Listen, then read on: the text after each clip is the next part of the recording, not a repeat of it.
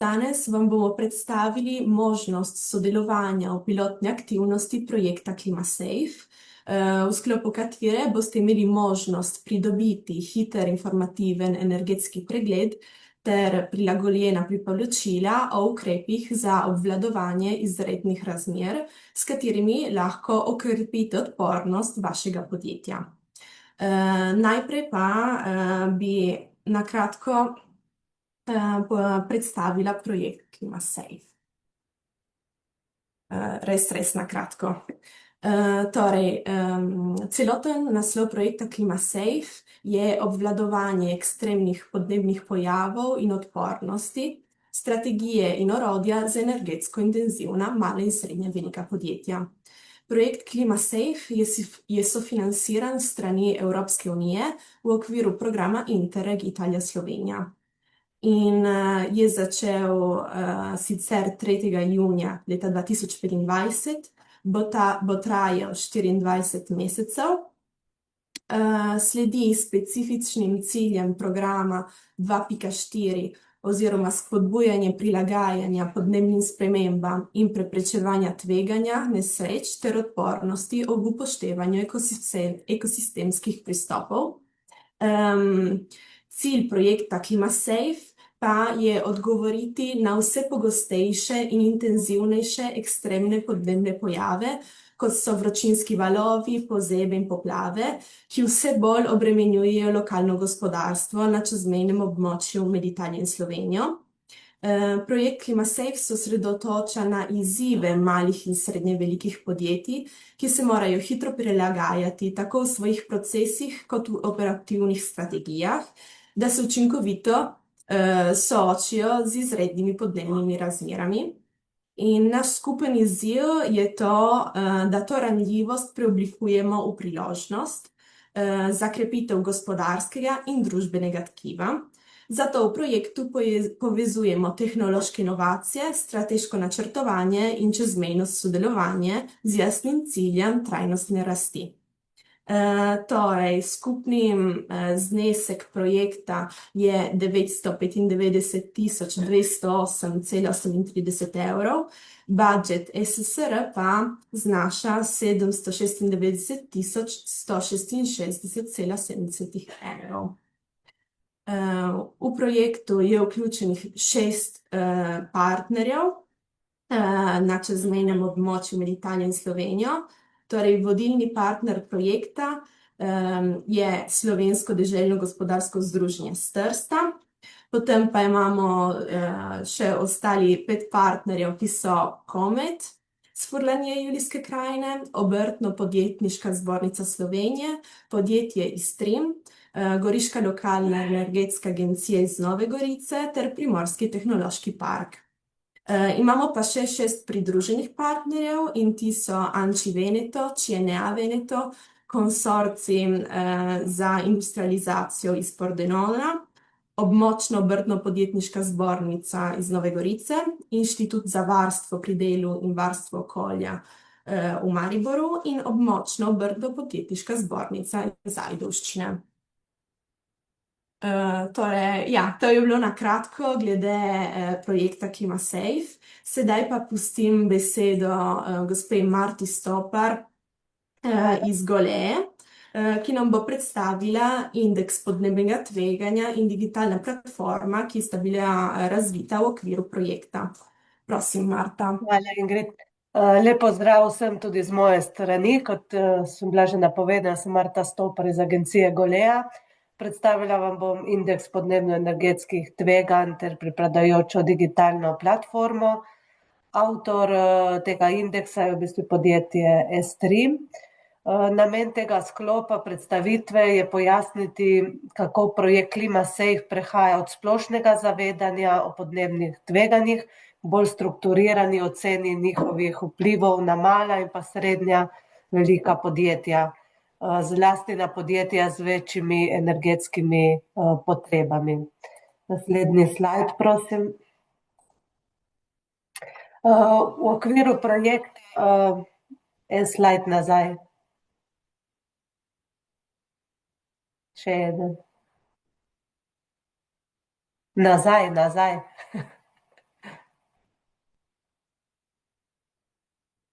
Tako, ta pravi. Ja. V okviru projekta KlimaSafe je bil razvit poseben indeks za merjenje pač podnebno-energetskih tveganj, kot sem že omenila, malih in srednjih podjetij. Ta indeks, tako imenovan CERI, je sestavljen indeks in združuje 3 temeljne komponente. To so podnebno nevarnost, ki je označena tukaj z R, potem je energetsko izpostavljenost, označena s črko E, in pa sposobnost prilagajanja, ki je v tej formuli označena s črko A. Pač gre za razumljivo in enostavno orodje, katerega cilj ni ustvariti le določene številke za neke strokovnjake, temveč zagotoviti kazalnik, ki ga lahko uporabljamo pač uporabniki. Na primer podjetje, to pomeni, da lažje razume, kje se trenutno nahaja, kakšen je njen položaj, raven razvoja, tveganja, uspešnost in podobno. Potem posredniške inštitucije, da dobijo nek skupen pregled nad stanjem večjih podjetij ali deležnikov. Javni odločevalci pa v primeru, da uporabljajo kazalnik kot orientacijo za strateško odločanje. Pomemben vidik indeksa je tudi metodološka transparentnost, kar omogoča, da je orodje ponovljivo, preverljivo in pa prilagodljivo različnim teritorialnim zahtevam. Osnovna ideja tega indeksa CERI je zagotoviti jasno in bolj objektivno sliko na podlagi podatkov o profilu podjetja, kot so recimo raba energije, infrastruktura in vzpostavljenost, in pa podnebnih tveganj na določenem območju, recimo vročina, poplave, ekstremni dogodki. Na ta način lahko podjetja bolj razumejo, kako se podnebna tveganja prepletajo z njihovimi operativnimi in pa energetskimi ranljivostmi. Naslednji slajd. Videli smo, kaj indeks vključuje in katere so njegove te 3 glavne komponente. Zdaj pa se nam poraja vprašanje, kaj sploh lahko naredimo s tem indeksem in kako od indeksa do pač neke odločitve. Indeks sam po sebi ne sprejema odločitve, je pač orodje in njegova vrednost je pač v interpretaciji. Kot prva raven uporabe je razvrščanje tveganja. S pomočjo tega indeksa lahko podjetja razdelimo v različne razrede tveganja, ne zato, da bi jih označili, temveč da bi razumeli, kje so koncentrirane ranljivosti, in ta razvrstitev omogoča takojšnje razumevanje, ali smo v nizkem, srednjem ali visokem tveganju, in predvsem nam pove, zakaj. Druga raven je identifikacija kritičnih točk. Skupna vrednost indeksa je pač pomembna, še pomembneje pa je razumeti, katera komponenta ima največjo težo. Je posebej visoka podnebna nevarnost, je težava energetska izpostavljenost ali pa je nezadostna sposobnost prilagajanja, ne. Kot tretja komponenta je ta raven, ki določa prioriteto ukrepanja. Torej, če je glavni problem energetska izpostavljenost, bodo ukrepi drugačni kot v primeru, ko je težava pomanjkljiva prilagoditvena sposobnost.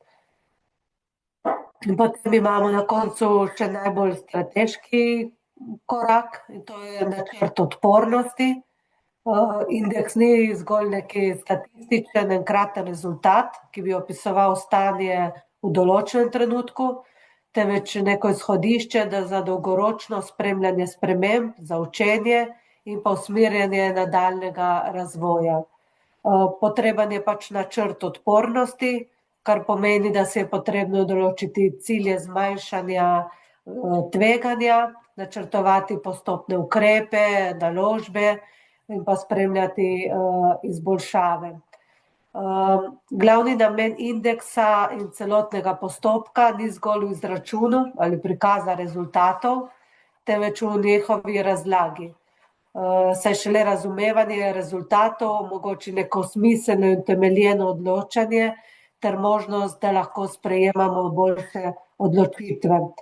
Seveda podatek indeksa ne nadomešča neke menedžerske ali politične odločitve, jo pa seveda podpira.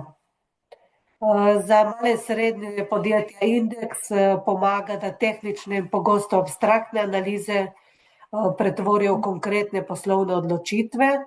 Na podlagi rezultatov se lahko podjetje odloči, naprimer, ali in kam vlagati, ali je potrebno reorganizirati poslovanje, katere dejavnosti ali sredstva je treba bolje zaščititi in pač tako dalje. Skratka, indeks ni le zgolj številka, njegov namen je podpreti odločanje, prepoznati ranljivost, določiti prednostne ukrepe, usmerjati prilagoditvene aktivnosti. Naslednji slajd. Digitalna platforma omogoča praktično uporabo indeksa. Zavedamo se, da je ta indeks uporaben, le če je seveda razumljiv. Preko nadzorne plošče lahko podjetja si jasno vizualizirajo rezultate, spremljajo tveganja skozi čas, podpirajo svoje načrtovalske aktivnosti. To omogoča pretvorbo tega indeksa CERI iz statističnega števila v neko dinamično upravljalsko orodje. Za podjetje to pomeni možnost preverjanja, ali sprejeti ukrep za zmanjšanje tveganja ali ne. Za posredniške institucije pa pomeni možnost spremljanja učinkovitosti politik in pa ukrepov. Platforma je cela zasnovana kot praktično orodje, ne le za analizo, temveč tudi za nadaljnje spremljanje in upravljanje. Naslednji slajd. Indeks se izračuna na podlagi kombiniranja, se pravi podatkov iz vprašalnika za podjetja, ki pač je določen vprašalnik, ker pač podjetje mora odgovoriti na ta vprašanja, in pa podatkov o podnebnih tveganjih na določenem območju, ki so pač dosegljiva v različnih aplikacijah. Ta pristop nekako povezuje lokalne podnebne razmere s specifičnimi značilnostmi posameznega podjetja. Rezultat je prilagojen profil tveganja, ki omogoča prepoznavanje realnih ukrepov za blaženje in kot za prilagajanje na podnebne spremembe. Na splošno orodje pomaga malim in pa srednje velikim podjetjem preiti iz splošnega zavedanja k konkretnemu ukrepanju.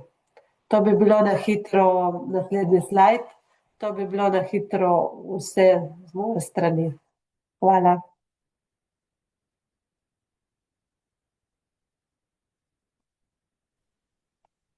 Bom nadaljevala kar jaz. Ja. Ja, lepo pozdravljeni tudi z moje strani, sem Bojana Cipot in prihajam iz Primorskega tehnološkega parka, ki je ravno tako partner projekta KlimaSafe. In preden preidem k predstavitvi, kakšne prednosti bodo imela podjetja, ki bodo sodelovala v pilotnih aktivnostih, se bom na kratko zadržala tudi pri nekih splošnih informacijah o podnebnih dogodkih, o vplivu ekstremnih podnebnih dogodkov na podjetja in tudi bom omenila nekaj preteklih ekstremnih dogodkov v Sloveniji. Na splošno evropske institucije, predvsem Evropska komisija in Evropska agencija za okolje, danes zelo jasno poudarjajo, da podnebne spremembe niso samo okoljska tema, ampak predstavljajo konkretno poslovno tveganje. Enostavno rečeno, ekstremni vremenski pojavi, kot so poplave, suše, vročinski valovi in ostalo, postajajo vedno pogostejši in intenzivnejši. To pomeni, da se podjetja vse pogosteje soočate z nepredvidljivimi situacijami, ki vplivajo na vsakodnevno delovanje. Podjetja so zelo ranljiva, običajno imajo manj rezerv, težje dostopajo do zavarovanj in so odvisna od lokalnega okolja, naprimer infrastrukture, dobaviteljev, nekatera turističnih tokov. In zato jih takšni dogodki prizadenejo hitreje in tudi bolj neposredno. In v praksi se to zelo konkretno pokaže. Lahko pride do poškodovane opreme, prostorov, zamud v dobavah, do višjih stroškov ali pa do padca produktivnosti zaposlenih, recimo zaradi vročine. In zato Evropska unija spreminja svoj pristop. Ne gre več samo za odzivanje, ko se nekaj zgodi, ampak za to, Kako se na tveganja pripraviti vnaprej? Govorimo o krepitvi odpornosti podjetij, torej kako poslovanje organizirati tako, da lažje prenese te šoke. Prilagajanje na podnebne spremembe zato ni nekaj, kar bi podjetja lahko odlagala. Postaja nujen del poslovanja podjetij, če želijo ostati stabilna in tudi konkurenčna. Ingrid, prosim. Podnebni ekstremi v Sloveniji niso več izjema, postajajo realnost, ki že danes povzroča milijardno škodo in neposredno seveda ogroža tudi delovanje podjetij. Zdaj v nadaljevanju bom navedla nekaj primerov, ki pričajo o vplivu ekstremnih podnebnih dogodkov na življenje ljudi in seveda tudi podjetja. Eden bolj znanih primerov so poplave avgusta 2023, ki veljajo za eno največjih naravnih katastrof v zgodovini Slovenije. Poplavljen je bil velik del države, od Gorenjske, Koroške, Savinjske doline. Takrat so bile uničene hiše, ceste, mostovi, pomembna infrastruktura in seveda velika milijardna škoda. Posledice so bile neposredne za gospodarstvo. Podjetja niso mogla poslovati, ker so utrpela škodo na opremi, zalogah, prostorih in seveda prekinjene so bile tudi dobavne poti. Verjetno se še spomnite požara na Krasu in na Cerju leta 2022 in to je dober primer, kako kombinacija suše, visokih temperatur in močne burje hitro prerase v nek obsežen katastrofalni dogodek. Takrat je ogenj zajel več 10 hektarjev gozdov in se zaradi vetra zelo hitro širil, tudi čez mejo v Italijo. Takrat je gašenje trajalo več dni in zahtevalo veliko število gasilcev in podporo iz zraka, tudi iz Italije in iz tujine, od drugod. Vpliv na ljudi je bil neposreden, nekateri so se morali celo evakuirati. Za lokalno okolje in gospodarstvo pa to pomeni seveda uničene gozdove, vpliv na turizem in visoke stroške sanacije. Ingrid, naprej. Še dva primera iz preteklosti. Julija 2023 je Slovenijo zajel val neurij s točo, močnim vetrom. Toča je bila ponekod zelo velika kot jajce in veter je odkrival strehe, podiral drevesa. Posledice so bile zelo konkretne. Poškodovani objekti, prekinjene prometne povezave, izpadi elektrike. V nekaterih območjih je bilo potrebno posredovanje gasilcev. In še zadnji, ne vem, če se vsi spomnite, ampak leta 2014 smo imeli hud žledolom, ko je ohromela celotna Slovenija. Več kot 250 tisoč ljudi je takrat ostalo brez elektrike, promet in logistika sta zastala, številna podjetja so morala začasno ustaviti poslovanje. Žledolom je takrat ohromil polovico države, najhuje Notranjsko, Postojno, Idrijo, Kočevje, poškodoval je gozdove, elektroenergetsko omrežje in prometno infrastrukturo. In skupna škoda je bila takrat ocenjena na več kot 400 milijonov evrov. Če se spomnite, po žledolomu pa se je zaradi poškodovanih in oslabljenih dreves močno razširil še lubadar, kar je povzročalo še dodatno poškodovanje. Lahko gremo naprej. Nekaj o zakonodaji in ureditvi zadev v Sloveniji. Torej, zakonodaja in strateški dokumenti v Sloveniji in Evropski uniji se vse bolj prilagajajo ekstremnim podnebnim razmeram s poudarkom na odpornosti infrastrukture, upravljanju tveganj in seveda prilagajanju na blaženje podnebnih sprememb. Ključni okvir v Sloveniji predstavlja resolucija o dolgoročni podnebni strategiji do leta 2050, ki usmerja prehod v nizkoogljično družbo in vključuje prilagajanje na podnebne vplive. Na ravni Evropske unije imamo seveda resolucijo 2021-1060, ki zahteva preverjanje podnebne odpornosti infrastrukturnih projektov, ključno za oceno tveganja.